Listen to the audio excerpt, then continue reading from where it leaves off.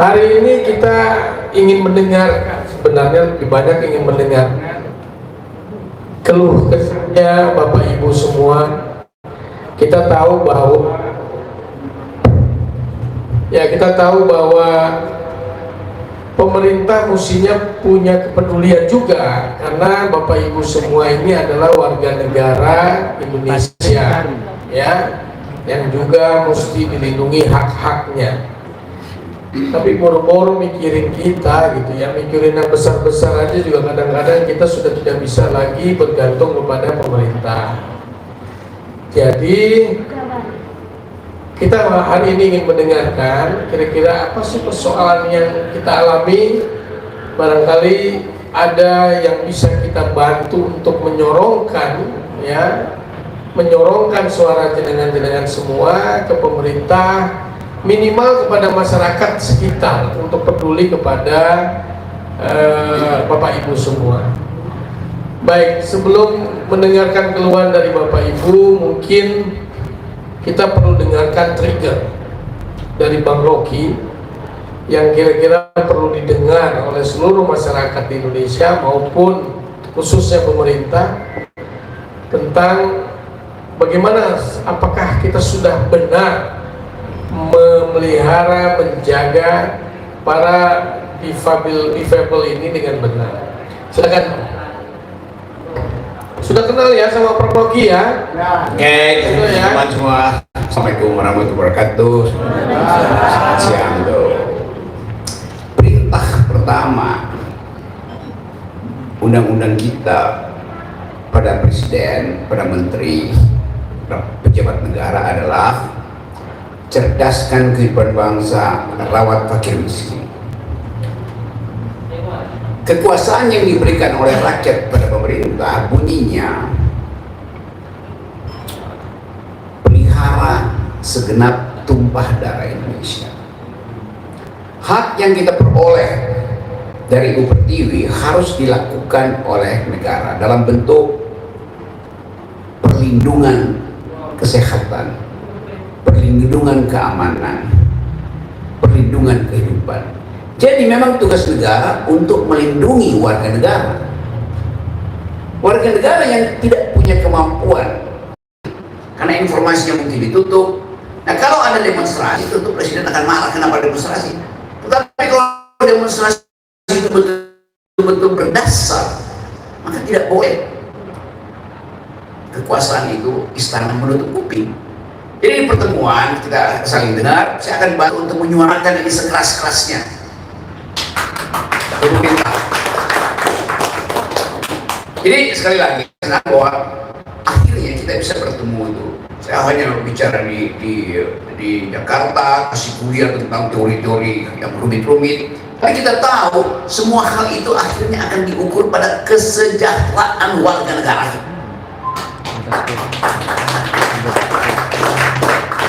Tadi saya sebut bahwa yang tidak punya kapasitas dan disable justru adalah kekuasaan. Karena mereka kekurangan konsep berpikir konseptual, berpikir intelektual. Karena itu di dalam perguruan dunia ada istilah intellectual disability, ketidakmampuan intelektual. Nah, itu bahayanya. Nah, dalam keadaan Indonesia hari ini ada uang untuk rakyat miskin, ada uang untuk pendidikan, ada uang untuk macam-macam, tapi kemudian semuanya dipotong karena ada janji presiden yang harus dia penuhi, itu makan siang bergizi. Tapi kita tahu itu juga harusnya dihitung kembali berapa banyak anggaran makan siang bergizi itu. Apakah seluruh Indonesia harus diwujudkan sebagai proyek makan siang bergizi? Sementara di beberapa tempat kebutuhan gizi justru tidak diperlukan sebetulnya. Kebutuhan pendidikan lebih utama. Kita lihat sebulan lalu anak-anak SMA dan SMP di Papua demonstrasi menolak makan siang bergizi. Apakah mereka udah kenyang? Udah cukup bergizi? Tidak. Mereka juga masih kekurangan. Jadi mereka menolak karena mereka melihat bukan itu urgensinya. Mereka masih bisa makan sagu, mereka bilang masih bisa bertahan hidup. Yang mereka inginkan adalah pendidikan bermutu dan gratis. Di tempat lain yang dibutuhkan adalah makanan bergizi itu. Jadi pemerintah memang terburu-buru untuk tidak dimulai dengan percontohan, tidak dicoba dulu di beberapa tempat. Jadi masalahnya karena ini dijanjikan waktu kampanye, maka presiden mesti lakukan itu. Akibatnya apa? APBN kita tidak cukup untuk membiayai masalah-masalah sosial yang urgensinya sudah diatur oleh undang-undang. Hak dari disabilitas untuk mengakses pendidikan publik, kesehatan publik, fasilitas publik, akhirnya terbengkalai karena mesti dipangkas anggaran. Jadi saya mengerti bahwa kita ada kesulitan besar ekonomi, tetapi justru dalam kesulitan itu solidaritas kita dibangun. Nah, dalam keadaan semacam itu kita melihat bahwa kita membangun solidaritas, rakyat bantu rakyat. Mak-mak berupaya untuk memenuhi kebutuhan gizi di kampungnya sendiri itu. Mahasiswa berupaya untuk bertahan di kos-kosannya karena listrik naik, harga air naik. Tapi kita ada dalam keadaan yang merenungkan masalah ini bukan sekedar sebagai kesalahan kita, tapi kesalahan dari pemerintahan sebelumnya. Kenapa Indonesia hari ini misalnya harus bayar 800 triliun utang luar negeri? Kesalahan siapa? Ya pasti Prabowo. Kenapa? Prabowo berkuasa 100 hari. Pertanyaannya, apakah dalam 100 hari Prabowo berhutang 800 triliun? Ya tidak. Ya pasti siapa yang bersalah? Ya presiden sebelumnya yang bersalah, yang meninggalkan hutang besar itu. Tapi itu sudah selesai, sudah terjadi. Yang jadi masalah, orang masih menganggap bahwa Presiden Jokowi tidak punya kesalahan. Loh, sekarang kesulitan kita ini disebabkan perencanaan yang ugal-ugalan selama 10 tahun. Itu yang harus kita pahami. Jadi saya terangkan ini supaya nanti para aktivis disabilitas, entah dia guru atau akademisi atau relawan, ucapkan itu supaya terlihat bahwa teman-teman di Tulung Agung bersama dengan niat yang sama dengan mereka guru-guru honorer dengan niat yang sama dengan kaum buruh di seluruh Indonesia, kaum buruh dengan niat yang sama dengan mahasiswa, berupaya untuk memberi kritik, menggedor negara supaya perhatikan bahwa ada yang tercecer ketika anggaran dibuat efisien. Jadi dengan kata lain, problem-problem ini harus kita bahas secara keseluruhan, bukan sekedar tuntutan kecil-kecilan. Yang kedua adalah tanggung jawab pemerintah daerah.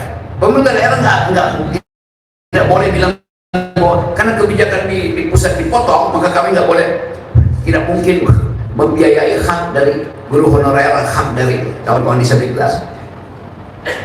Daerah disusun sistem pemerintahnya secara otonom, karena itu ada otonomi daerah itu. Bahwa ada anggaran yang diberikan oleh pusat, oke. Tetapi daerah sendiri mesti peka terhadap keadaan dua hal. Mereka yang terpapar kesulitan ekonomi, kawan-kawan disabilitas, kawan honorer, semua itu harus diurus oleh daerah tuh. Jadi nggak boleh bupati atau ketua DPR itu ngeyel, nah itu ada penghematan. Iya, yang dihemat adalah bagian-bagian yang diboroskan. Apakah teman-teman disabilitas boros? Tidak. Apakah guru-guru honorer boros? Tidak.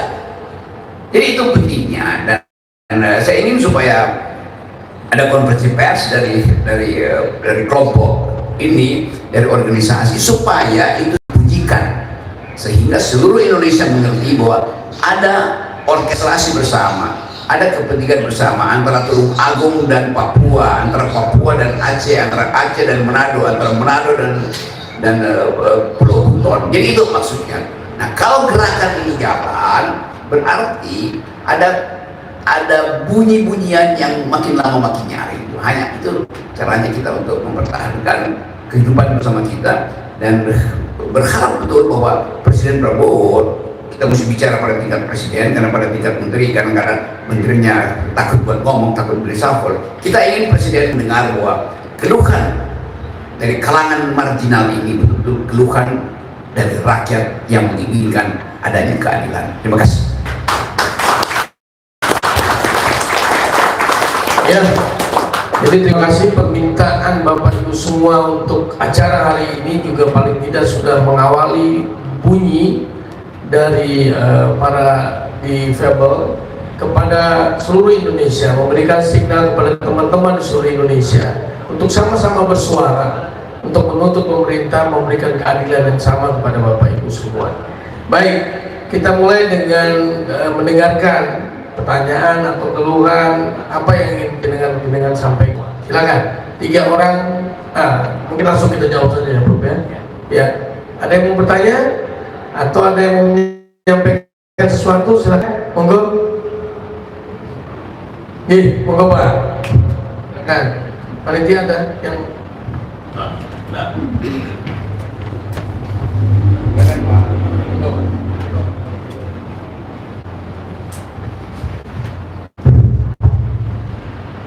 Assalamualaikum warahmatullahi wabarakatuh. Selamat siang Pak Meloki dan Pak Mendidik yang saya hormati. Selamat siang Pak. Sebenarnya saya sudah kenal hanya lihat dari medsos dan di media TV. Perkenalkan sebelumnya kami dari Ketua Perkumpulan Penyandang Disabilitas Tulungagung Percatu, Persatuan Cacat Tubuh Tulungagung. Mungkin ini bukan berarti istilahnya, karena banyak asumsi masyarakat kalau disabilitas mengeluh itu kok sepertinya gaweane mengeluh, seakan-akan tidak mau berupaya. Karena ini sesuatu yang memang bukan kami mengeluh, tapi adalah sesuatu yang perlu kami sampaikan dan perlu kami sharingkan kepada siapa yang mungkin bisa membantu untuk menyelesaikan suatu permasalahan yang ada. Karena selama ini memang kalau kami lihat ini memang perlu adanya dari sosialisasi terhadap masyarakat di kalangan bawah. Itu memang masih yang masyarakat itu memandang atau menganggap bahwa penyandang disabilitas itu adalah sekelompok yang sekelompok yang orang yang tidak berdaya, yang bahasanya tidak mampu melakukan sesuatu apapun, sehingga hanya pantas untuk dikasihani saja. Kayak inilah ya, ini yang memang perlu harus stigma seperti ini harus kita rubah. Karena bagaimanapun memang siapa toh yang mau dilahirkan untuk sebagai penyandang disabilitas, semua ini adalah anugerah dari Allah. Tapi bagaimanapun juga kami itu juga masih diberi sesuatu kemampuan untuk paling tidak untuk untuk mencukupi kebutuhan kami sendiri. Sebenarnya kalau dari kami itu tidak perlu banyak teori, karena memang dari pemerintah sudah banyak teori, banyak undang-undang peraturan yang muncul, tapi faktanya itu semua kan tidak terrealisasi terhadap kita. Apalagi kalau sementara ini baru-barunya adalah adanya ramenya pilpres, pilkada, ini semua masih masih mengompeni kita, masih mengompeni mereka sendiri-sendiri. Jadi sehingga kita penyandang disabilitas itu sering terlupakan ataupun terlalaikan, terabaikan seperti itu. Kalau dari kami, ini yang sebenarnya selama ini sudah kami sampaikan, ini agar pemerintah Kabupaten Tulungagung ini mempunyai payung hukum untuk menindaklanjuti dari Undang-Undang Nomor 8 Tahun 2016 tentang penyandang disabilitas. Itu memang kami sebenarnya juga sudah memohon kepada DPR untuk membuat perda. Dan perda ini sebenarnya sudah berjalan pada tahun 2022 kalau tidak salah, dan ini yang menghandle dari Pansus 3. Nah ini selalu kami kawal, terus itu katanya sudah kita tinggal menunggu dari misalnya dari provinsi seperti itu. Nah ini satu, karena bagaimanapun juga kalau nanti ada perda yang memayungi kita, itu kan paling tidak bukannya setelah ada perda kami itu menuntut sesuatu hal yang berlebihan, itu tidak, tapi bahasanya kan juga harus adanya payung hukum yang bisa sebagai pegangan kami. Dan yang selanjutnya yaitu tentang aksesibilitas, Pak. Aksesibilitas ini memang meliputi segala sesuatu yang perlu adalah suatu kebutuhan bagaimana agar penyandang disabilitas itu tidak mengalami suatu kesulitan dalam melakukan aktivitas. Mungkin kita pergi ke ruang terbuka atau di tempat rekreasi, ternyata terlalu banyak tangga, tidak ada akses yang membantu kemudian dari penyandang disabilitas masuk. Pintunya ditutup sempit sekali, sehingga untuk penyandang disabilitas mengalami kesulitan untuk disabilitas kursi roda mengalami kesulitan untuk masuk. Dan juga tentang masalah tempat ibadah. Nah, ini tempat ibadah ini saya sering mengalami. Saya sering umpama pergi dari luar kota, dari Kediri, dari Jombang, mau waktunya sholat, saya masuk di masjid itu nggak bisa berwudu dikarenakan di tempat wudu itu ada sekatnya air, yang di situ ada besinya itu. Otomatis kami sebagai penyandang disabilitas pakai kerk itu nggak bisa nyebrang, otomatis kan saya masuk ke kolam gitu. Nah, ini seharusnya memang juga pemerintah daerah itu juga seharusnya harus memperhatikan seperti itu. Dan yang selanjutnya tentang pelayanan publik, ini juga perlu diseriuskan, karena pelayanan publik itu ternyata walaupun di sana ini sudah disampaikan adanya kemudahan untuk penyandang disabilitas, faktanya di sana itu tidak semua instansi itu bisa melayani penyandang disabilitas dengan penuh kemudahan. Hanya 1-2 instansi yang mungkin itu melayani ini. Jadi kita seringkali itu kami pernah Pak, istilahnya di Bank BRI itu antrian, itu kami berdiri itu penjaga satpam itu ya diam saja Pak.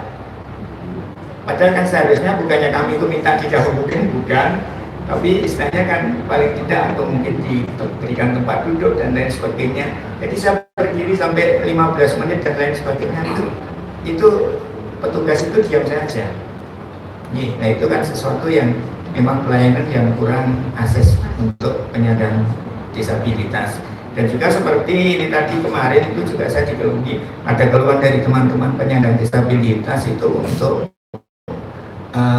pelayanan SIM khusus. Itu katanya kan setiap saat ini, waktu itu kan setiap saat kami kan mengordinir. Nah, itu ada yang istilahnya saya suruh untuk buat sendiri, itu katanya ada yang datang di kantor SIM, pelayanan SIM sendiri itu katanya oleh petugas itu dikatakan sudah tidak melayani. Nah, itu kan sesuatu yang memang harus perlu kita koreksi juga Pak. Nah, maka dari itu untuk masalah bantuan bansos, nah ini ternyata juga bansos ini juga untuk penyandang disabilitas itu tidak merata. Istilahnya untuk wilayah-wilayah di pedalaman itu banyak yang tidak tersentuh oleh bansos. Padahal itu bansos untuk penyandang disabilitas itu kan sebenarnya sudah Kementerian Sosial sendiri kan juga sudah ada sendiri. Tapi faktanya teman-teman yang ada di wilayah pedalaman itu ternyata tidak mendapatkan bantuan dari bansos. Dan yang selanjutnya ini masalah untuk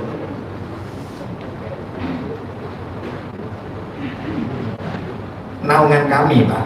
Sebenarnya sekarang itu dari penyandang disabilitas itu atau dinas yang lain, karena kalau dulu sebelum dinas sosial dihapus waktu sebelum Presiden Gus Dur, itu kan jelas kami itu naungan kami atau klien kami sebagai dinas sosial. Tapi sekarang ini kan setelah walaupun sekarang dinas sosial itu aktif, tapi kan tingkatnya hanya tingkat kabupaten. Nah, ini ternyata dinas sosial sekarang itu untuk melayani penyandang disabilitas itu hanya untuk bantuan peralatan saja, Nah, ini, jadi sehingga kami sendiri itu untuk mengakses apapun yang dibutuhkan penyandang disabilitas itu mengalami kesulitan. Kalau dulu kan istilahnya dari dinas sosial itu semua bisa diakses, mungkin ada pelatihan, mungkin ada bantuan apa, itu kan bisa kita mengakses ke situ. Tapi sekarang itu tidak ada, sehingga kami juga mengalami suatu kesulitan. Jadi saya kira untuk sementara yaitu untuk keluhan di kabupaten seperti ini bukan kami itu istilahnya mengadu dan lain sebagainya, tidak, tapi bahasanya mudah-mudahan dengan adanya ini nanti itu secara positif itu ada suatu perubahan yang mendasar untuk pelayanan penyandang disabilitas. Sebenarnya juga banyak, karena tentang pendidikan juga terabaikan. Bahkan pernah itu di Tulungagung itu ada perguruan tinggi yang katanya ada program untuk penyandang disabilitas. Itu ternyata setelah kami bergerak untuk mencarikan mahasiswa tidak jalan, dengan alasan menunggu dari pusat dan lain sebagainya. Kan sesuatu yang bahasanya tidak ada suatu tindakan yang serius. Jadi kami harapkan kami itu sebagai penyandang disabilitas, ya karena kami juga punya harkat dan martabat yang sama, atau mungkin sesuai dengan dalam undang-undang kan, misalnya fakir miskin dan orang terlantar dipelihara oleh negara, mungkin kami juga termasuk di situ, bahasanya seperti itu. Jadi bahkan apalagi kami bisa dikalahkan dengan istilahnya tumbuhan hewan pun ada satwa marga satwa yang dilindungi, kami ternyata tidak dilindungi yang serius itu kan, ya itu ya yang perlu kami bermasalahkan untuk sementara ini. Untuk sementara ini Pak, mungkin bisa ditanggapi. Kami akhiri. Assalamualaikum warahmatullahi wabarakatuh. Baik, terima kasih Pak. Ya, kamera mana kamera? Ya, jadi untuk Pemda Tulungagung, Undang-Undang Nomor 8 Tahun 2016 sudah ada, Perdanya tahun 2022 sudah disiapkan, tapi sampai sekarang belum selesai ya Pak ya. Ya, jadi para dewan, para pemerintah daerah Tulungagung, tolong segera dikeluarkan secara resmi undang-undang disabilitas, peraturan daerah disabilitas untuk pemerintahan daerah Tulungagung. Ya, yang kedua soal accessibility. Jadi beberapa di daerah publik di Tulungagung mestinya dipertimbangkan dan segera dibuat akses untuk para disabilitas ini. Yang kedua samsat ya, soal SIMD ya Pak. SIMD itu seharusnya ada ya buat para. Ada atau tidak ada? Mereka ada, tapi tidak diterbitkan. Tidak terus gitu ya. Berkelanjutan terus gitu. Oke, ya, mohon diperhatikan bahwa mereka juga butuh berkendaraan, sehingga mereka juga ingin tertib aturan lalu lintas, maka tolong pengadaan SIMD-nya juga disegerakan. Begitu ya Pak ya. Baik. Kemudian dengan peraturan daerah nanti tahun 2000 peraturan daerah itu sudah diterbitkan, maka dengan sendirinya Bapak akan jelas institusi mana yang menaungi Bapak sebenarnya. Begitu ya Pak ya. Untuk SIMD tadi sebenarnya sudah direalisasi, tapi cuma pelayanan kalau yang mereka itu mendaftar perseorangan itu agak mengalami suatu kesulitan.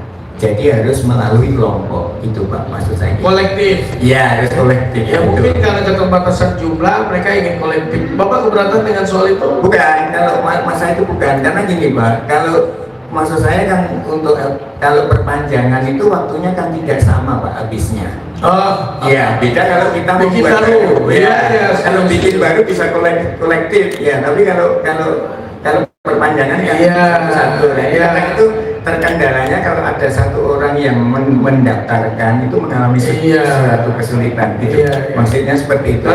Kali kalau Bapak dibilang, Bapak bilang aja, Pak polisi tolong Bapak bereskan dulu, kami minta SIM gak beres-beres, itu aja Pak. Ya, Bapak sampaikan aja, ngawur polisi nangkap saya, Bapak minta SIM gak pernah diurus-urus, gitu aja Pak. Pak Nuki, tambahin Pak. Ini betul itu soal teknisnya, tapi tadi hal yang lebih kita luruskan adalah persepsi terhadap disabilitas. Stigma itu yang berbahaya, bukan sekedar berbahaya, menjengkelkan. Bahkan ada tingkat pejabat yang menganggap bahwa kalau dia dinyatakan sebagai penyandang disabilitas itu artinya masalah sosial. penyandang masalah sosial. Kenapa? Karena akan berkeliaran, jadi pengemis, yang segala macam. Padahal sebetulnya yang kita sebut disable itu, karena kenapa dia disable? Karena tidak bisa mengakses hal yang seharusnya diberikan buat mereka, kan itu dasarnya. Jadi aksesnya yang kita minta. Begitu banyak pemikir pengetahuan, artis yang disable, tetapi negara bukan sekedar memfasilitasi, mengerti bahwa dia punya kemampuan, kapasitas, dan karena itu dia menuntut cara merealisasikannya. Bukan dia tidak punya potensi, dia punya potensi, tetapi tidak bisa direalisasikan itu karena hak dia itu diabaikan oleh negara. Itu yang paling dituntut. Jadi sekali lagi saya kira saya mengerti itu, dan saya pernah baca itu satu cerita, ada seorang anak merengek pada ibunya karena di hari lebaran dia tidak punya sepatu. Lalu ibunya lari ke seberang jalan membawa anaknya untuk cari sepatu bekas. Di trotoar sebelah, si anak melihat ada teman sebaya yang tidak punya kaki sedang menyanyi. Aku menangis karena tidak punya sepatu. Di jalan aku bertemu dengan seorang yang lagi menyanyi, dia tidak punya kaki, tapi dia bisa bernyanyi. Jadi itu yang kita sebut sebagai kapabilitas, ability, yang tidak dimengerti oleh publik karena stigma tadi itu. Jadi itu dua hal yang mesti kita perjuangkan, hilangkan stigma itu, karena itu justru membebani keakraban warga negara tuh. Yang kedua, pastikan bahwa garis startnya itu harus sama. Karena disabilitas garis startnya berbeda, karena itu dia mesti dimajukan garis startnya karena dia nggak tahu garis startnya di mana. Kan itu dasarnya. Jadi tetap ini kita mesti cerewet pada pemerintah, terutama pada pemerintah daerah, supaya Tulungagung ini bisa dijadikan pusat studi bahwa keagungan sudah dinyatakan dengan cara turun menulung.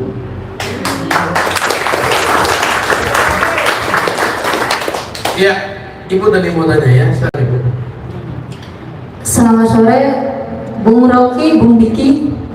Saya Dia dari Perkumpulan Disabilitas Mandiri Tulungagung. Saya sudah hampir 12 tahun tinggal di Tulungagung. Beberapa hal yang saya amati di Tulungagung termasuk disabilitas. Karena memang kondisi disabilitas yang saya temui di mana saya lahir di Jakarta dengan di sini memang sangat timpang sekali. Terutama untuk di daerah. Kebetulan saya tinggal di daerah yang pegunungan, Bung Rocky. Yang jalannya turun nanjak naik, turun nanjak naik. Seperti itu. Ada beberapa yang saya cermati di sana. Kebetulan saya juga ketua komunitas disabilitas, jadi saya tahu apa yang terjadi kondisi di sana. Termasuk akses disabilitas. Teman-teman disabilitas di sana itu banyak sekali yang tidak mempunyai mobilitas untuk sekolah. Terutama ketika Pak Sutri mempunyai anak disabilitas, dia tidak tahu harus bagaimana. Akhirnya disembunyikan karena malu. Besar tidak mempunyai pendidikan sama sekali. Hanya keluarga saja. Untuk keluar pun mereka jadi malu. Nah, dari sini saya berpikir bahwa kenapa kalau di daerah itu tidak ada sekolah inklusi, walaupun memang ada edaran ke SD-SD tertentu yang diadakan sekolah inklusi. Tapi yang jadi permasalahan adalah ketika sekolah itu ada diwajibkan sekolah inklusi bagi disabilitas dan memang menerima, tapi tidak diberikannya guru untuk mengajar di sekolah tersebut, gitu loh. Jadi yang mengajar itu guru normal, gitu loh. Jadi yang saya tekankan di sini karena saya mengalami anak saya juga mempunyai teman yang disabilitas. Dia tidak tahu apa yang harus dikerjakan ketika di sekolah, sementara gurunya juga kan bukan orang guru SLB. Itu yang saya jadi pertanyaan satu. Bagaimana pemerintah Dinas Pendidikan menanggapi hal itu, Pak? Jadi ini saya sudah saya bicarakan waktu beberapa kali di tempat-tempat diskusi, tapi belum ada realisasinya. Saya minta Dinas Pendidikan memberikan guru untuk sekolah inklusi di daerah-daerah gitu. Yang pertama itu, yang kedua adalah jujur aja Pak, SDM-nya disabilitas itu memang kebanyakan, saya mohon maaf ya, di bawah. Tapi ketika ada disabilitas yang mempunyai SDM bagus, karena ada persyaratan tertentu dari pihak perusahaan, mereka sudah sekolah tinggi-tinggi, mereka sudah mempunyai jiwa besar, kita bisa sekolah nih sebagai penyandang disabilitas sampai S2, S3. Ketika mencari pekerjaan susah, karena ada persyaratan harus sehat jasmani dan rohani, gitu loh. Sementara di Undang-Undang Nomor 6 Tahun 2023 adalah hak segala bangsa warga negara Indonesia untuk mendapatkan pendidikan. Ketika ada persyaratan tersebut, akhirnya dong, bagaimana bisa teman-teman sebagai yang punya pendidikan tinggi untuk bisa memasuki kerja fisik gitu loh. Padahal mereka punya kualitas yang bagus. Rata-rata disabilitas seperti itu gitu. Memang ada beberapa, kan ada undang-undang yang mengharuskan satu perusahaan ada perusahaan 1% untuk mempekerjakan disabilitas seperti itu. Tapi memang ada instruksi persyaratan sehat jasmani dan rohani, yang itu yang saya tanyakan. Yang ketiga adalah adanya perda di Tulungagung ini. Saya sebenarnya rada-rada gimana juga, maksudnya apa ini bisa melindungi kita sebagai implementasi ke depannya. Sementara kita setiap tahun itu selalu ada muspadi, di setiap tahun itu selalu ada desa, kecamatan, sampai ke tingkat kabupaten. Tapi sampai sekarang implementasinya belum ada. Apa itu muspadi? Musyawarah perempuan, anak dan disabilitas. Gitu. Jadi setiap itu selalu ada.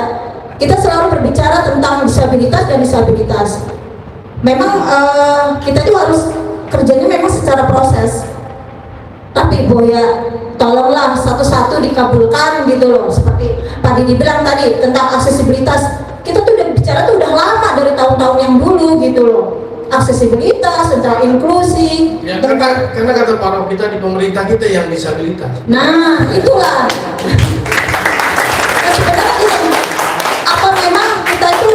Memang kita tuh sebagai warga negara mengikuti alur pemerintah, sementara kita sendiri kayak dijadikan cuma sebuah contoh gitu loh. Sasarannya ini tepat apa tidak gitu loh. Kita tuh cuma dijadikan sebagai tameng gitu loh. Tameng aja. Terima kasih dari saya. Assalamualaikum warahmatullahi wabarakatuh. Terima kasih.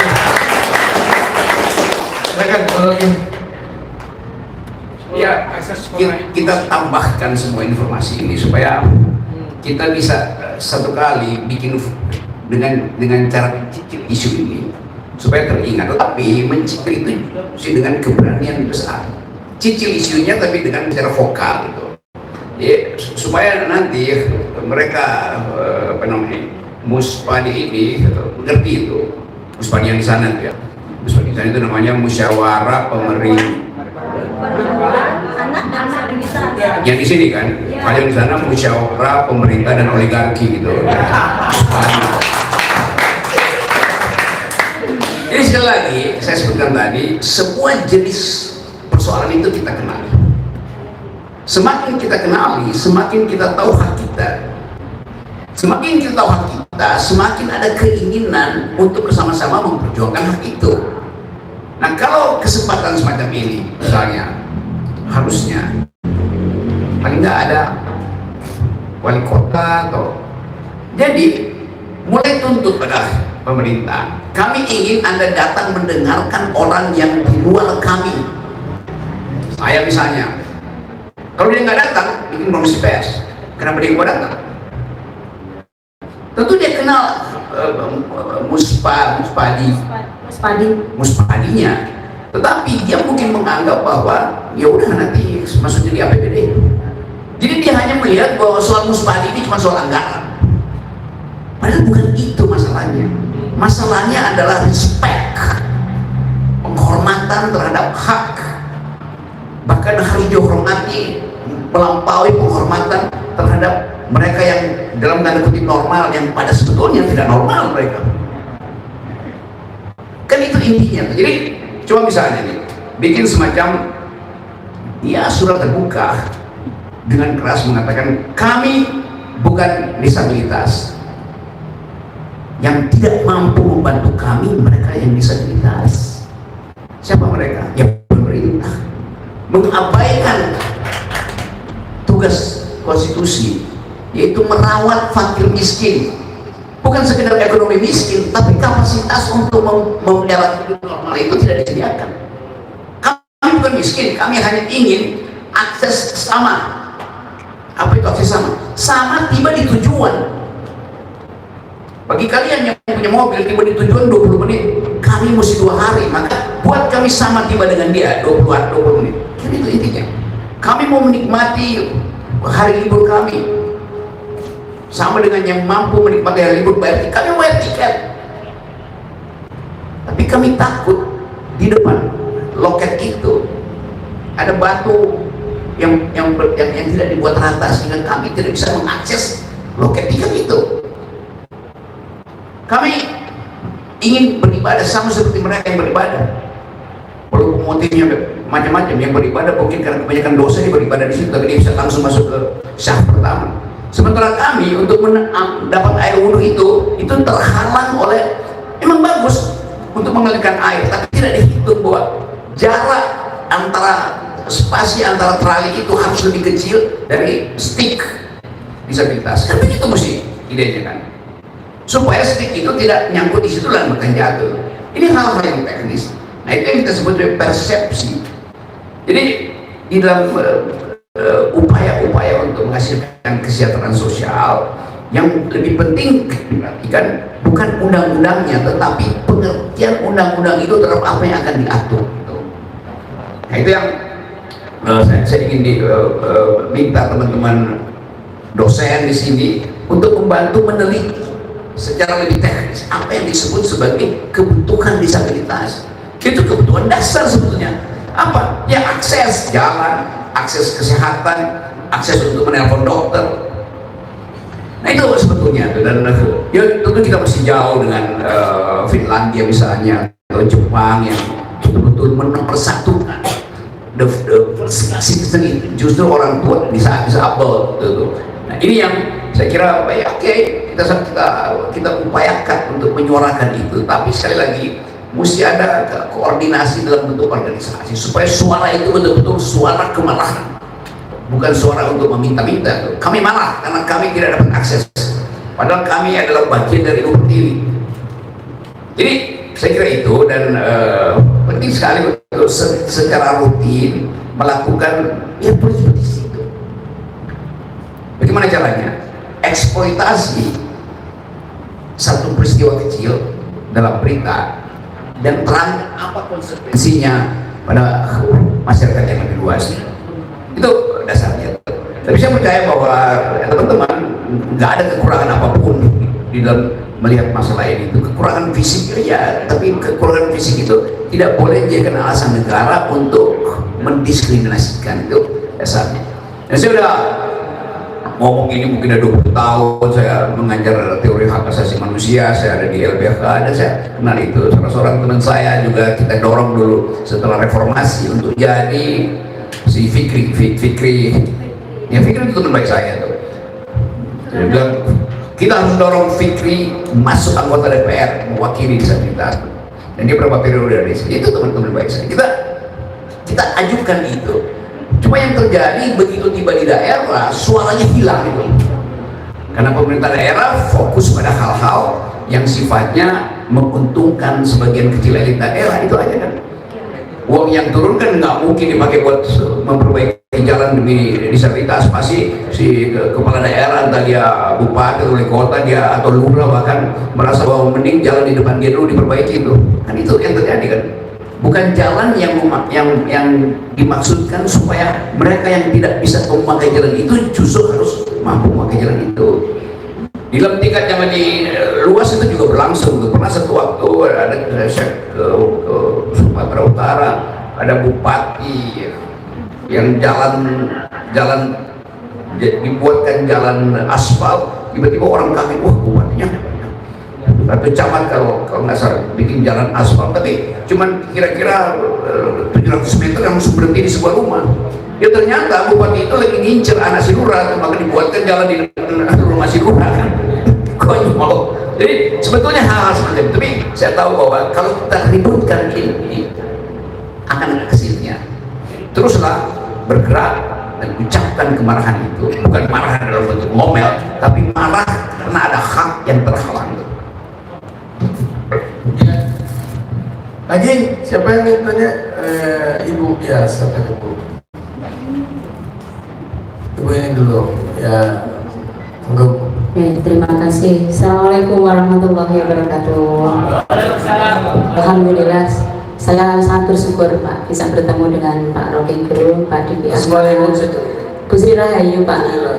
Ya, saya dari Tulungagung Kedungwaru dekat, cuma saya dari tataran bawah di pendidikan, yaitu di PAUD, mulai dari Taman Penitipan Anak di kelompok bermain dan TK Aba Pelangi. Kami adalah praktisi dari inklusi Pak, praktisi pendidikan inklusi sejak tahun 2012. Dari tahun ke tahun anak berkebutuhan khusus, khususnya di Tulungagung Pak, itu sudah amat sangat membludak ya. Bahkan banyak sekali sekolah-sekolah yang tidak bisa menampung adanya anak berkebutuhan khusus. Sebenarnya saya ingin berteriak di sini adalah sahkan Perda Inklusi Kabupaten Tulungagung, itu ya Pak ya. Semoga dengan adanya kegiatan ini Perda Inklusi Kabupaten Tulungagung segera terbit dan disahkan. Sebenarnya sekali ya. Iya betul sekali Pak. Kenapa? Alasannya apa? Kenapa? Iya, begini Pak. Karena belum ada provinsi tadi ya, perda provinsi Iya. belum ada ya. Kebetulan saya yang ditugasi Dinas Pendidikan karena saya berada di unit layanan disabilitas. Tapi kehadiran saya bukan mewakili itu ya Pak ya. Tapi secara pribadi dan juga dari lembaga kami TK Aba Pelangi, keprihatinan yang sangat luar biasa bagi anak-anak berkebutuhan khusus yang saat ini belum mendapatkan aksesibilitas terutama dalam hal pendidikan dan sarana dan prasarana, persis seperti yang disampaikan oleh Bapak tadi. Dan 2 tahun yang lalu saya diminta untuk membuat draft perbuk, sebenarnya bukan perda, perbuk, dan saya buatnya pas bulan Ramadan, momennya ya pas seperti ini. Itu saya buat setelah sholat tahajud, saya dari kata per kata itu saya hitung ya. Harapan saya adalah anak-anak yang berkebutuhan khusus di Kabupaten Tulungagung itu mendapatkan hak yang sama dengan anak-anak normal. Kenapa? Realita yang terjadi saat ini Pak, memang sudah ada Permendikbud di nomor 48 insya Allah ya tahun 2023 terkait harusnya semua lembaga pendidikan menerima anak berkebutuhan khusus. Namun adanya peraturan tersebut tidak diimbangi dengan adanya kebutuhan yang layak, sarana prasarana dan yang layak dari sekolah-sekolah. Jangankan sarana Pak, gurunya saja, penyediaan dari sumber daya manusianya saja ini sampai saat ini belum tuntas. Beberapa waktu saya ditugaskan oleh Dinas Pendidikan untuk melakukan monitoring ke seluruh sekolah negeri mulai dari SD sampai ke SMP Pak, karena yang berada di Dinas Pendidikan itu SD dan SMP ya. Itu semuanya memang memiliki anak berkebutuhan khusus, tapi memiliki hal yang sama, sambat yang sama Pak, yaitu mereka tidak mampu mengatasi dan menangani mereka. Yang terjadi apa? Yang terjadi adalah pembiaran anak berkebutuhan khusus di lembaga yang formal dinaungi oleh negara. Ini sangat miris sekali. Oleh karena itu di dalam perda itu saya tuliskan bahwa tanggung jawab sumber daya manusia termasuk pendidik dan juga dana pendidikan untuk anak berkebutuhan khusus ditanggung oleh negara sesuai dengan Undang-Undang Dasar kita. Jadi harapan saya dengan adanya forum ini adalah sahkan Perda Inklusi Kabupaten Tulungagung. Dan juga alhamdulillah kita berada dengan orang-orang tujuan yang sama ya Bapak ya. Kami sebenarnya tidak membutuhkan nama ya sebenarnya. Kita hanya ingin anak-anak kita ke depan yang sudah membludak Kabupaten Tulungagung ini loh. Ada 7.000 Pak anak berkebutuhan khusus Kabupaten Tulungagung. 7.000 anak ini kalau tidak segera ada naungan hukum, mau jadi apa mereka? Di Jakarta itu ada kafe khusus anak berkebutuhan khusus. Kalau di Tulungagung mau seperti itu, wah sulit sekali karena perdanya saja belum ada. Sementara di kabupaten lain Pak, itu perda itu sudah tahun-tahun yang lalu udah. Tahun 2010, 2011 itu sudah ada. Tahun 2009 itu perda inklusi baru ada di Indonesia. Bayangkan. Ini kan sebagai staf di Dinas Pendidikan itu. Bukan Pak, saya bukan staf. Anda dia. Saya kepala di TK Aga Pelangi. Praktisi. Anda yang buat draft itu kan? Iya Pak. Oke, artinya Anda yang percaya untuk membuat perda itu. Apa alasannya sampai sejauh ini belum bisa diterbitkan perda itu? Tahu pasti Anda tahu kan?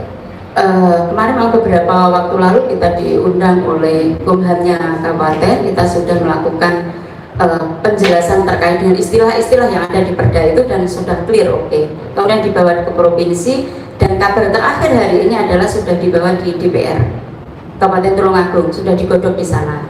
Maka dari itu ini tinggal goalnya saja. Saya minta kepada Bupati baru ya Pak ya, Bupati baru Kabupaten Tulungagung, mumpung ini bupatinya baru. Harapan saya adalah beliau memiliki respek yang luar biasa terhadap inklusi Kabupaten Tulungagung, sehingga perda inklusi Kabupaten Tulungagung segera diterbitkan. Mungkin itu saja Pak. Terima kasih.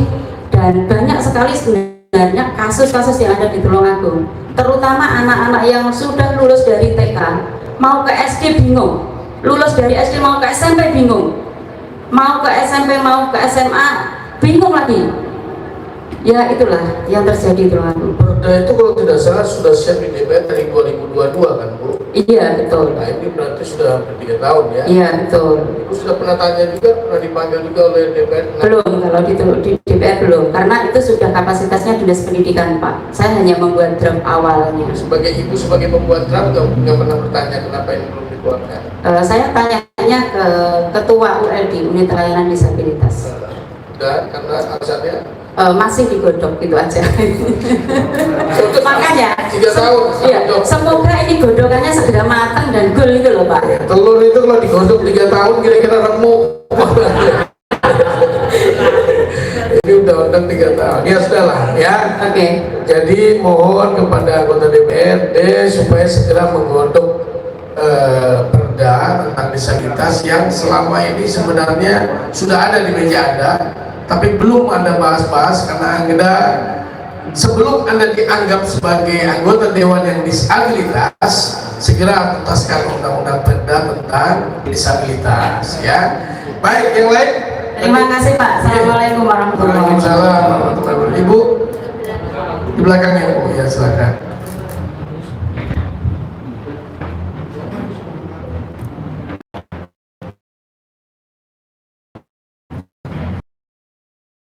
Wabarakatuh. Alhamdulillah dapat bertemu dengan Pak Robi dan Bang Diki. Meskipun saya juga nggak dapat melihat seperti apa, tapi alhamdulillah ya kita sudah berada dalam satu ruangan. Perkenalkan, saya Yunia, Ketua dari Persatuan Tunanetra Indonesia Cabang Kabupaten Tulungagung. Banyak masalah dari teman-teman disabilitas, terutama dari komunitas kami yang memiliki keterbatasan dalam penglihatan, kekurangan di sensorik netra. Memang selama ini kami sudah mendapatkan banyak hal dari pemerintah, keterampilan maupun bantuan yang lain. Akan tetapi kayaknya semuanya itu masih setengah-setengah. Karena kami ketika teman-teman kami itu telah lulus atau keluar dari pendidikan dari rehabilitasi yang mungkin bisa memberikan mereka satu keterampilan, tetapi ketika kembali ke dalam masyarakat atau di lingkungan keluarga ternyata mendapatkan kesulitan untuk bisa menerapkan keterampilan yang mereka bawa atau yang sudah mereka dapatkan itu.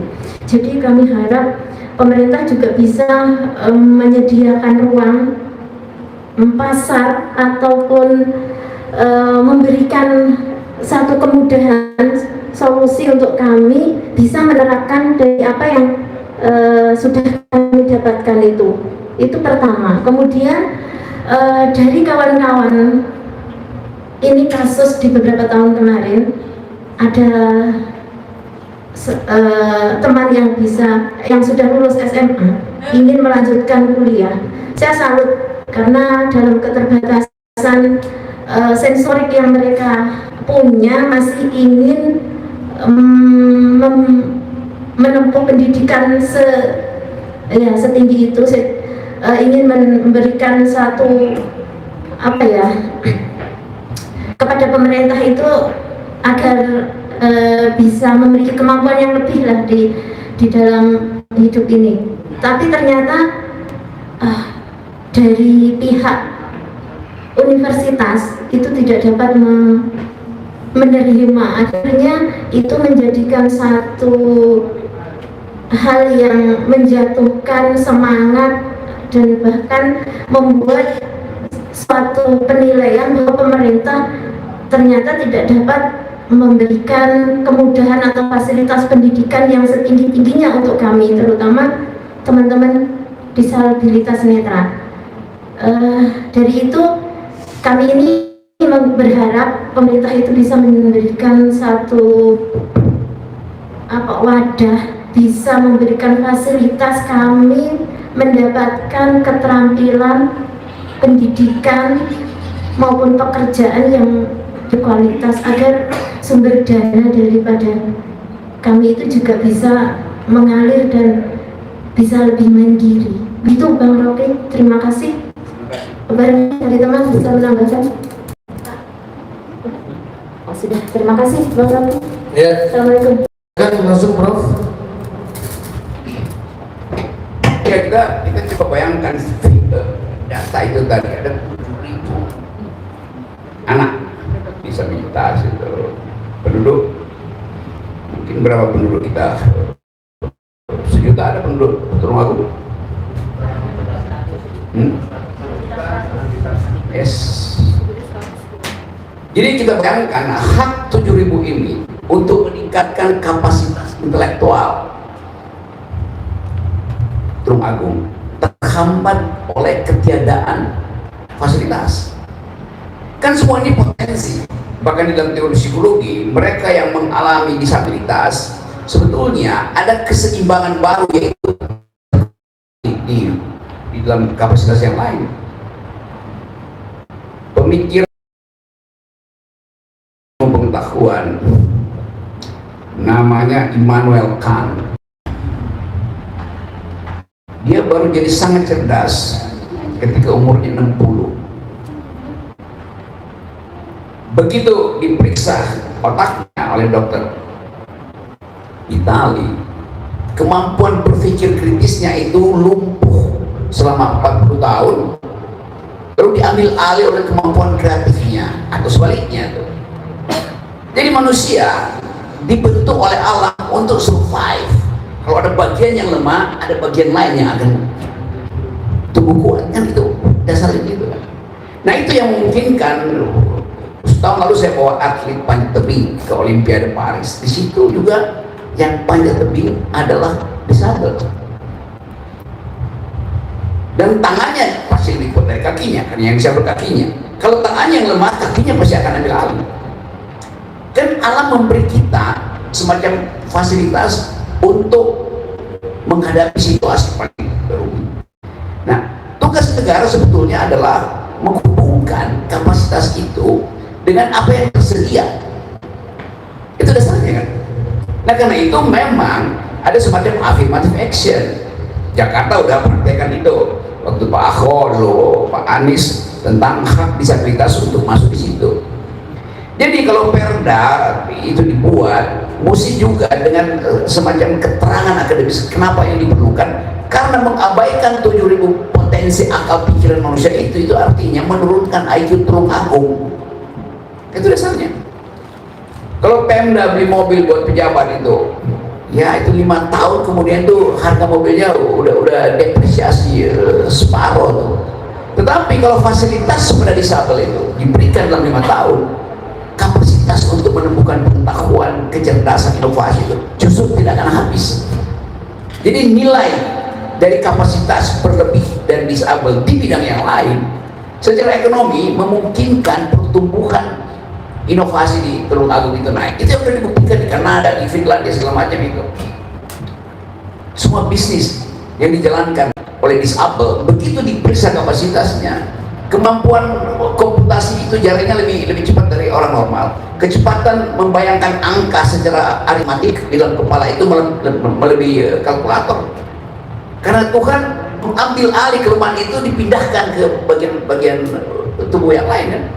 Nah ini hal semacam ini mesti kita terangkan pada Pemda itu, supaya Pemda juga kan banyak pejabat daerah yang ya terpelajar tetapi tidak pernah belajar itu, soalnya begitu kan. Jadi sekali lagi ini penting, saya ingin supaya ini direkam, dikirim secara diedit dengan baik, nggak terlalu panjang, poin-poin penting dikirim pada kepala daerah, pada wali kota, supaya wali kota dengar itu. Kasih aja catatan bahwa Pak Rocky datang ke sini dengan Pak Diki dan dalam upaya untuk memberdayakan kapasitas sumber daya manusia di sini. Dengan cara itu kita bisa tuliskan pesan khusus. Bapak diminta untuk membaca, mendengarkan ini dengan bahasa basi. Bapak nggak perlu membuat keputusan hari ini, tapi tolong dengarkan dulu gitu aja kan. Dan saya yakin bahwa dengan dia mendengarkan itu dia akan percepat keputusan itu. Kan ini teknik untuk mempengaruhi kebijakan. Ya dalam hal ini saya jadi influencer ada teman-teman di sini. Oke ya. Ya, yang lain? Oke, monggo Mas. Ya.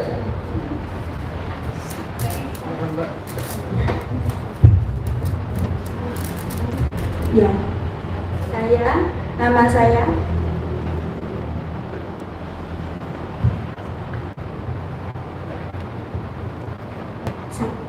apa yang bisa saya lakukan agar suara kami didengar?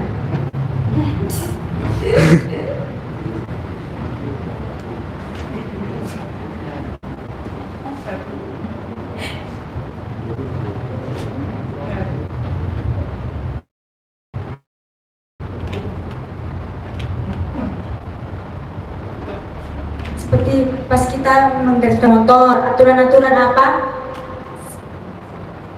seperti layanan singkat, apa yang saya lakukan agar suara-suara kami didengar oleh pemerintah?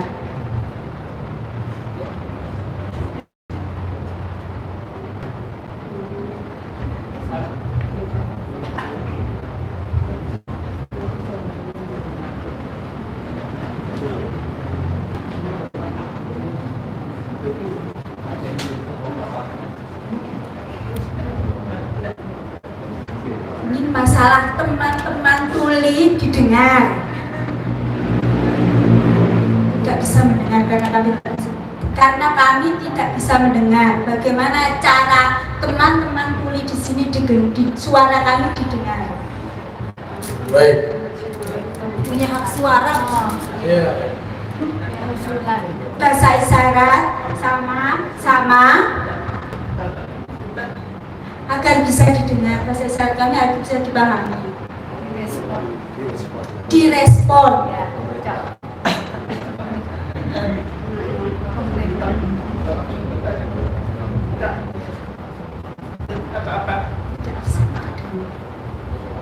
Ketika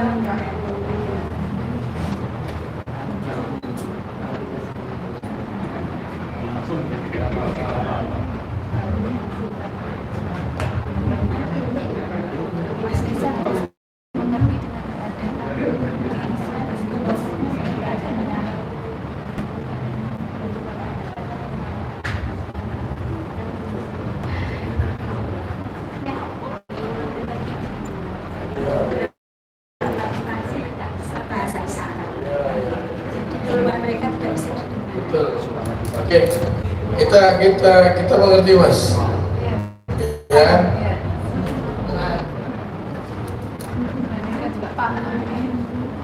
Ya, saya tahu maksud itu tuh.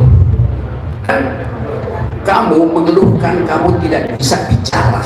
Padahal bukan masalah kamu, masalah pemerintah tidak bisa mendengar. Gitu. Jadi yang tulis sebetulnya adalah petugas lapangan kan. Kenapa? Karena tidak bikin. Oke. Selalu di situ. Karena kita ingin ada kurikulum juga untuk para petugas lapangan yang berhubungan, terutama di wilayah yang sangat publik, polisi, satpam, segala macam itu mesti masuk di dalam perda tadi. Menjadi petugas lapangan harus punya pengetahuan tentang grammar dari disabilitas itu. Kayak itu dasarnya itu. Ada pepatah bilang begini, apa namanya? Kindness is a language which the deaf can hear and the blind read. Kebaikan itu adalah bahasa yang bisa didengar oleh si tuli dan bisa dibaca oleh si buta. Itu dasarnya. Nah, relasi kindness ini mesti ada di dalam kurikulum perda. Jadi harus ada kewajiban untuk paham dasar-dasar supaya dia bisa mengerti, oh ya, dan melayani warga saya yang kebutuhannya tidak setara dengan warga di sampingnya tuh. Nah, itu pentingnya dalam perda dimasukkan macam sebut aja kewajiban minimal untuk mengenali bahasa isyarat primer dari disabel itu. Yang primer aja yang biasa Ibu. Maaf Pak, tolong jangan ganggu saya dulu. Itu mesti dikenali oleh polisi. Oh artinya jangan ganggu dulu. Jangan ganggu artinya beri saya kesempatan untuk mendengar keadaan itu. Jangan ditilang langsung gitu. Begitu gampangnya kan. Itu hal-hal yang secara teknis bisa kita percakapkan. Jadi sekali lagi, mumpung ada perda itu ditambahkan aja beberapa alasan kenapa pejabat publik yang langsung bergaul dengan masyarakat membutuhkan pengetahuan tata bahasa sederhana tentang hal-hal dasar yang tidak mungkin diucapkan oleh para difabel. Ya, jadi sampaikan pelan-pelan bahwa peraturan daerah itu sebaiknya juga memuat bahwa ada kewajiban lembaga pemerintah yang berurusan dengan publik harus ada yang mampu menerjemahkan bahasa isyarat. Apakah itu sudah ada nggak di dalam peraturan? Masih umum ya. Baik. Tidak tahu hasil setelah digodok itu ditambah. Enggak, waktu digodok kan ada draft awal dulu yang, nah di dalam draft awal itu ada nggak menyatukan soal? Nggak ada, oke. So ketuanya yang perlu mengusulkan itu ya. Jadi tolong dibuatkan usulan bahwa di dalam perda berikutnya harus diwajibkan setiap institusi pemerintah. Oh ini baik, terima kasih Pak. Jadi institusi pemerintah itu yang berurusan dengan pelayanan publik wajib ada penerjemah yang dapat menerjemahkan secara sederhana bahasa isyarat. Ya, itu idenya bagus.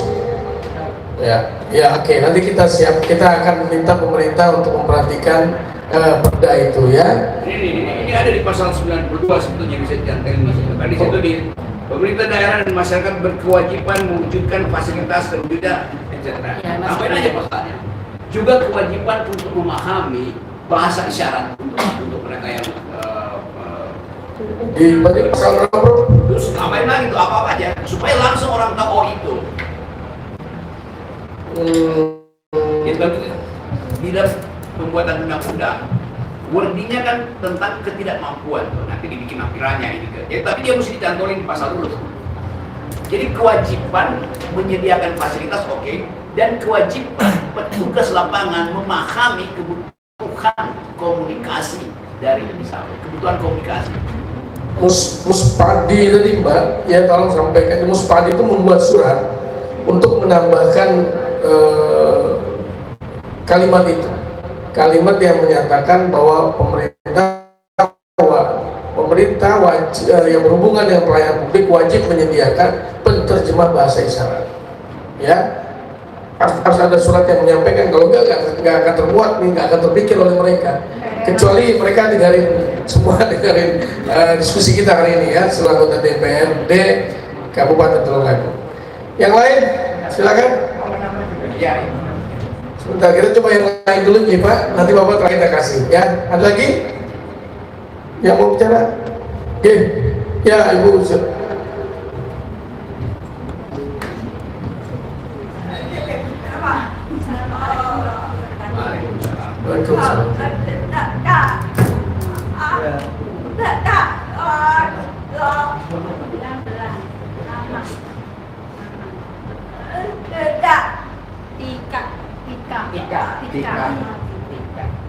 Mbak Tika ya.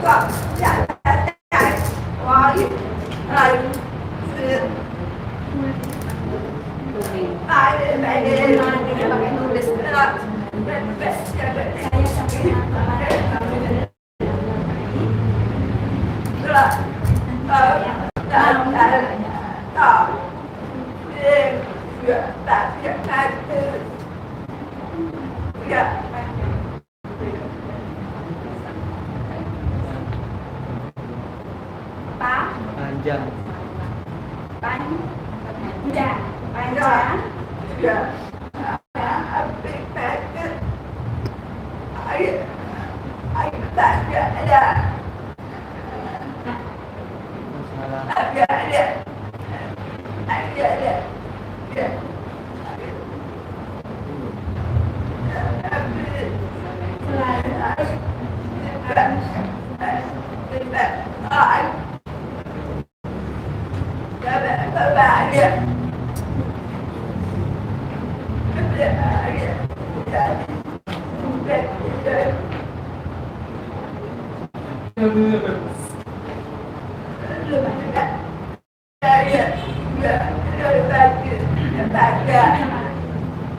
Sindiknya waktu itu sudah mati dan tidak ada pelayanan.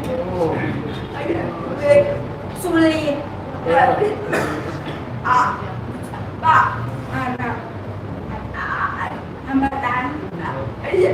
Hambatannya banyak. Tidak bisa ngomong.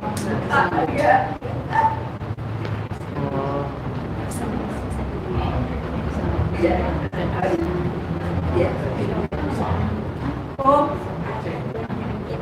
alat.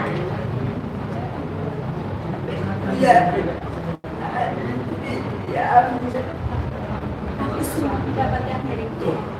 Alat bantu dengan belum punya. Tidak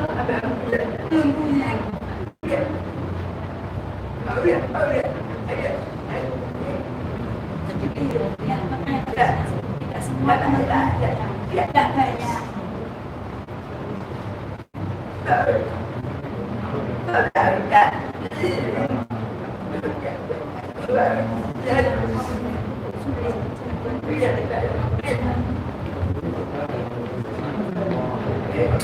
Terima kasih.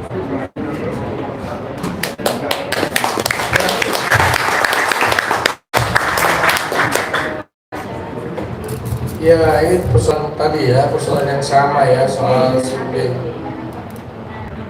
Alat bantu dengar itu semestinya di mana? Ya punya tuh artinya sebetulnya itu disediakan fasilitas oleh pemerintah kan? Beli sendiri Pak. Beli sendiri. Persoalannya mereka tidak mampu membeli atau tidak ada tempat untuk melakukan pembelian. Tidak tersedia toko untuk alat dengar itu. Biasanya setelah tes bira di rumah sakit itu kalau memang dilihat dulu ini hasilnya berapa persen. Biasanya anak yang tuli terutama tuli itu biasanya dilakukan tes bira dulu.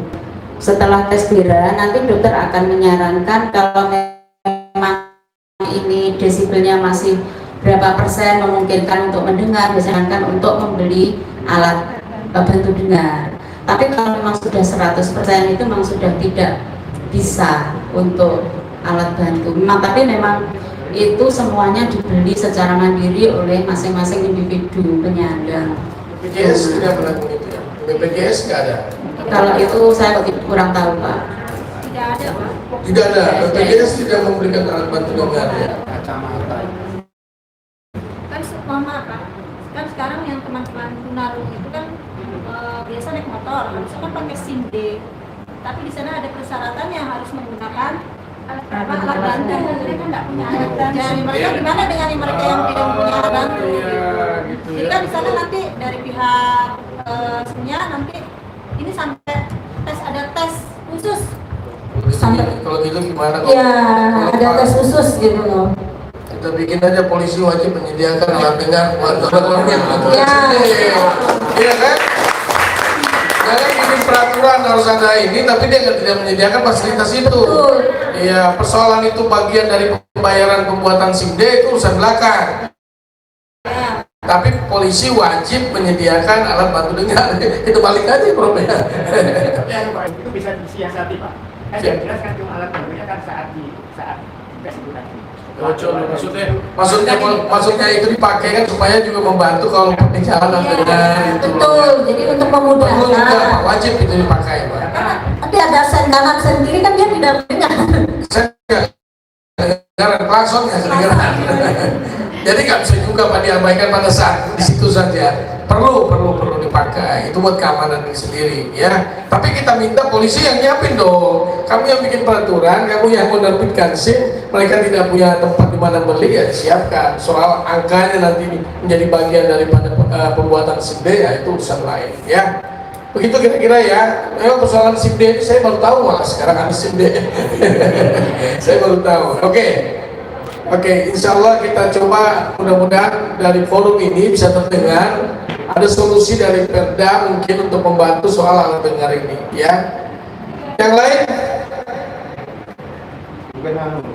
Mungkin khusus SIM D itu perlu Pak, untuk bisa seluruh penduduk Indonesia disabilitas bisa memiliki, bukan di Tulungagung aja gitu Pak. Terima kasih. SIM D itu ini apa? Untuk motor atau untuk mobil? Untuk semua? Pokoknya disabilitas SIM-nya bukan SIM C itu Pak, SIM D. Iya, maksudnya kendaraan ini motor, mobil sama SIM D. Sama ya. Oke. Terima kasih. Ya Pak. Benar ya, SIM mobil motor pakai SIM D saja. Wacananya bisa itu mobil, tapi bisa Tapi sementara sekarang SIM D itu pakai motor mobil bisa. Ya baik. Oke, mengerti. Iya. Oke. Yang lain monggo. SIM D menjadi perhatian ya, karena semua para rata-rata pengguna kendaraan ya, menjadi pengguna kendaraan tapi bingung di jalan. Udah, nggak usah khawatir. Mulai hari ini tidak ada tilang buat mereka karena SIM D susah didapat di Tulungagung. Gitu aja. Ya. Itu Pak Polisi tolong ya, jangan coba-coba tilang disable kalau mereka melanggar ditangkap dan tidak punya SIM karena Anda tidak pernah menyediakan itu, gitu aja ya. Ada Pak Polisi di sini ya? Nggak ada. Oke ya. Ada lagi yang lain? Silakan. Sudah selesai, udah clear ya. Nanti kita usahakan.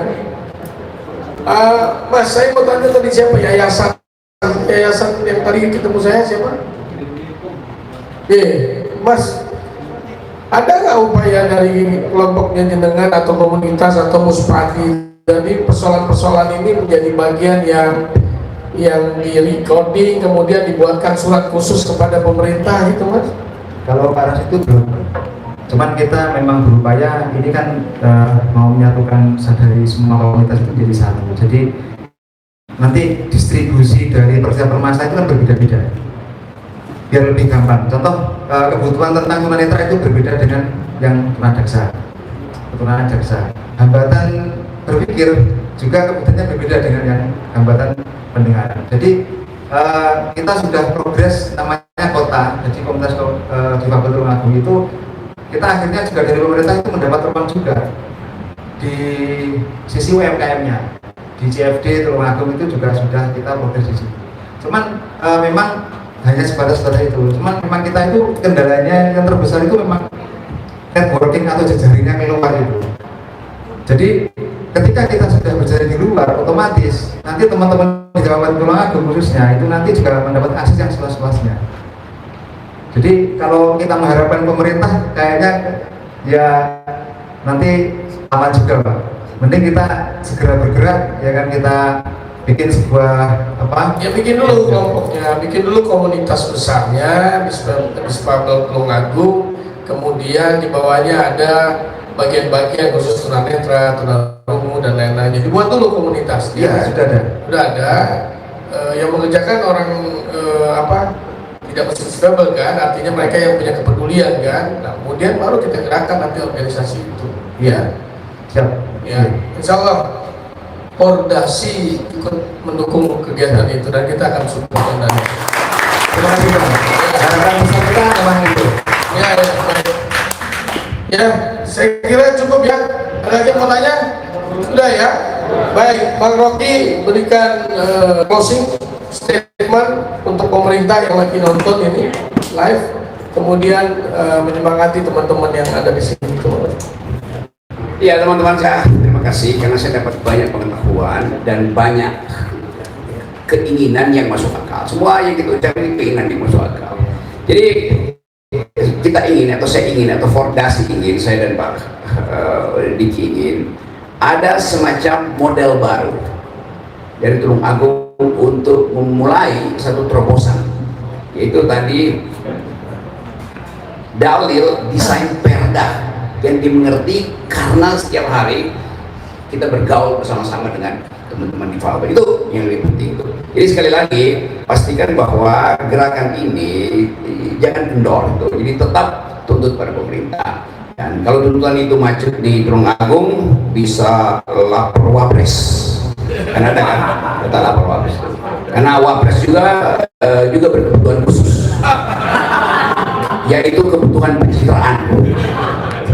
Jadi sekali lagi sambil bercanda, kita ingin supaya soal ini diperhatikan sungguh-sungguh oleh negara. Kenapa? Di dunia ini orang sekarang bicara tentang gender equality, human diversity, human solidarity. Jadi agenda dunia sekarang memperhatikan hal-hal yang di awal mungkin 30-20 tahun lalu itu masih dianggap sudah itu soal biasa aja. Tapi kita balik pada setiap warga negara dia mesti dilayani dalam respect yang maksimal. Itu tugas kita. Terima kasih. Assalamualaikum warahmatullahi wabarakatuh.